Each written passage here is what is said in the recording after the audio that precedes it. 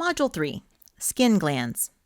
The two types of glands in your skin are sebaceous glands and sweat glands, and there are two types of sweat glands. Merocrine sweat glands are more common, found over most of your skin. They secrete substances without any cell material in the secretion. They work hard when you are sweating, releasing sweat onto your skin's surface so you can cool off. Sweat needs energy to heat up, enough to evaporate, so it takes some heat energy from your skin. Yet if the air is very humid, then the sweat cannot evaporate and will instead run down your skin. The other sweat gland type is an apocrine sweat gland. These glands are found in the armpit and pubic areas. The interesting thing about these glands is they are not apocrine glands at all, but when they were discovered, scientists thought they were apocrine glands. In fact, they're really merocrine glands, not containing any cell material. But because they were initially called apocrine sweat glands, they're still given this name.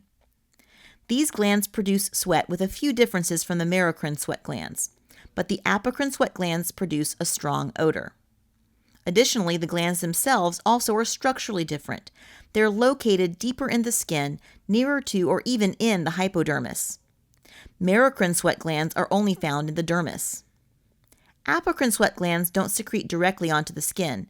They instead empty into a hair follicle so that the secretions make it to the skin where the hair follicle comes out. The second type of gland in the skin is a sebaceous gland. These glands are holocrine glands, secreting the entire epithelial cell. Like the apocrine sweat glands, sebaceous glands, at least most of them, open into a hair follicle. Sebaceous glands are given their name because they secrete an oil which is called sebum. Sebum is beneficial because it keeps your hair and skin soft. Without a regular supply of it, your skin will become chapped and irritated.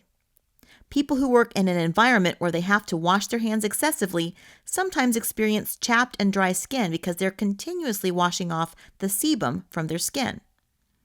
This slippery oil also makes it more difficult for harmful bacteria to attach to your skin. Sebaceous glands secrete more readily during adolescence, which means young people are more likely to get acne. You see, because they are holocrine glands, there are lots of nutrient-rich cellular parts in the secretions, and that's great food for bacteria, making it more likely that they will populate onto your skin.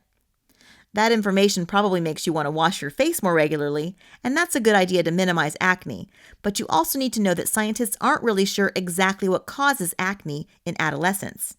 It does have something to do with overactive sebaceous glands and bacterial growth, but during this time the hair follicle begins to change too.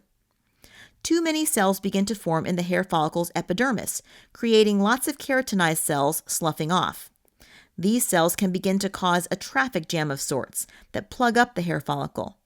Then sebum begins to build up underneath the blockage, causing a whitehead. The extra pressure there causes the hair follicle to break open, then leading to swelling of the surrounding tissue, forming a red bump characteristic of acne.